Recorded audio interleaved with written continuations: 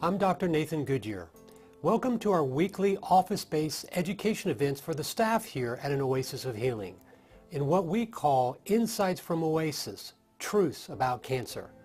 Join us weekly for these insights to learn about new evidence and research into the causes, prevention strategies, and treatments of cancer, all through an integrative medical model. Mine's a 1969 Stingray red Corvette. Okay, Stingray Corvette. So that's my car. So, Don't care about cars. Okay, then find your bike, whatever. Shoes. It could be your road bike, it could be a Harley, it could be just a long bike. There you go. You nailed it. So you either get it directly off the showroom floor, so it just was custom made for you, just came, you picked it up at the store, whatever. You take it home, what's it look like? What's it smell like? It's shiny, it's new. I mean, the sun just reflects off of that new body, the new paint, right? It smells new, it looks new. So if it's a car, what happens is, you put the key in the door, you open the door. So what happens? The door doesn't make a sound. Okay, nowadays, the door may even open for itself. Okay, then you step inside. Okay, everything's new. You take the key, you put in the ignition. What do? You turn it, and in today's day with cars, you may not even know it's turned on. Just a gentle hum, almost like a murmur. Okay, it's just kind of vibrating. It's very nice and calming. Okay, it's just kind of there. It's just kind of there, but it's not loud. It's not clickish. Okay, so that is basically the lack of oxidation. Okay, that is new. There's been no damage, there's been no degradation, there's been no breakdown, it's brand new. So now let's take that car, that 1969 red Stingray, and let me put it in the driveway and leave it there. In Phoenix? Or anywhere. I would recommend it. Okay. 5, 10 years, 15, 20 years. Yeah, there needs to be some rain. Yeah. But so you leave it there for decades. What happens? Well, you take the ferrous or the iron in that vehicle or that bike, if you will, or scooter, and expose it to oxygen. Okay, oxidation. What happens? Well, when you then take that key and go out there after 20 years and say, I think I really need to check on the vehicle, make sure it's okay. You put that key in the door, doesn't really go in very well. Turn it, it just is kind of lock up a little bit. You open the door, what's it sound like? It creaks and cracks, and it just kind of catches a little bit. The outside of the body just doesn't look good. It's it's broken down. It's got rust all over it, which is classic. It's oxygen plus ferrous iron. It's oxidation. So then you get in, you turn in the car, you put the key in the car, and you turn it on. What happens? It just kind of flips over several times. You have to hit the gas a few times, hit the dashboard, get it going, finally it pops up. But it just kind of clutters. You push the gas pedal, it doesn't do much. The fuel injection's not working well. The point is, what we have is oxidation. We have breakdown. We have damage. Now, why is that important? Because that's exactly what's going on in cancer. Okay, when we've been talking about things that we've talked about here recently, where we've talked about the acid-base environment around the tumor. We talked about vitamin C. We talked about all these things. Understand that the foundation of all these kind of things are redox reactions, and Lodi talks about it all the time. Redox, reducing agents; oxidation, oxidizing agents. Oxidizing requires oxygen. Okay, so what is rust? It's iron plus oxygen. Okay, what happens in cancer cells?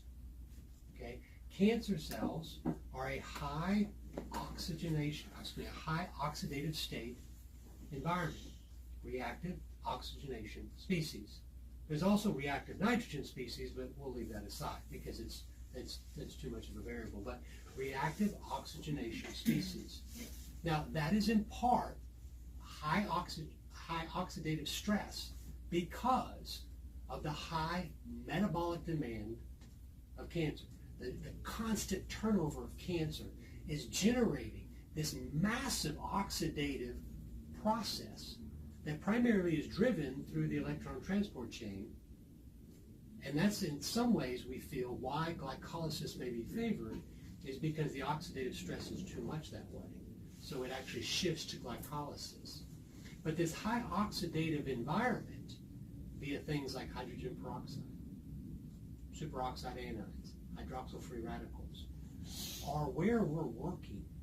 That's where we're working every day. We are trying to induce massive oxidative stress in the cancer, and not in the rest of the cells. See, when you induce oxidative damage, if the cell has the capacity to reduce that, it balances it out. There's no negative effects. That's how you can give vitamin C in high doses, and it's oxidative to the cancer, and yet it's antioxidant to healthy cells. Okay? It's using hydrogen peroxide as a secondary messenger, not as a primary oxidative tool, but as a secondary messenger to go inside the cell and turn on highly oxidative processes and basically create all kinds of damage, DNA repair, etc. But in healthy cells, that doesn't happen. Why? Well, it doesn't happen because there's lots of enzymes to reduce them, to break them down, to neutralize them. But in cancer cells, they don't really have that as well. Things like catalase and glutathione peroxidase are deficient in cancer cells. So you can get oxidative stress, a lot of oxidation, a lot of cellular rust inside the cancer cells, and yet there's no means to buff it out. There's no means to power wash it out. There's no means to clean it up. And so that creates that creaky door, that engine that doesn't turn over, that fuel injection problem, but inside the cell of the cancer cell. Okay, so when we work, and I wanted to bring to light that picture of oxidative rust, because that is really what we're doing in an image perspective inside the cancer cell. We're trying to work in that reduction oxidative balance to induce cell death. But as we've talked about how cancer stem cells and cancer cells lack stemness, high oxidative and high oxidation in cancer cells that lack stem activity appears to be self-destructive, but in cancer stem cells, it appears to be that they have low oxidative stress, low oxidative potential, because cancer stem cells have high capacity to handle it. So the more we learn, the more we realize, the more complex it is. Okay? The idea that you can just look at a particular type of cancer and assume all cancer cells within that, whether they're the heterogeneous mass in the tumor, whether they're cancer stem cells, that they're all going to be similar, is just not true. Not true at all. So what we're dealing with, though, is oxidative potential, redox. How can the cells handle it? That's why vitamin C can be antioxidant. It can be an antioxidant, antioxidation in healthy cells, because they have the ability to reduce with those enzymes. Whereas cancer cell, it can be pro-oxidative. So it's simply the environment to which the vitamin C is introduced. So vitamin C is really, if you think about it, it's just a delivery mechanism. It's a delivery mechanism to the proper environment to then induce a signal with hydrogen peroxide to trigger the internal oxidative rust that then damages the cell beyond which it can't return. And that's what we're really trying to do with things like vitamin C. That's what we're trying to do with the IPT. We're inducing oxidative damage. Ozone does the same thing. You better believe it. So we are working in basic biochemistry, redox reactions. Thank you for joining us here at our weekly education events, Insights from Oasis, Truths About Cancer. Join the Oasis of Healing team here weekly as we learn more insights into cancer. Also, make sure to follow us on Facebook, Instagram, Twitter, and YouTube, and check out our website. I'm Dr. Nathan Goodyear. Until next time, that's next week, here at Insights from Oasis, Truths About Cancer.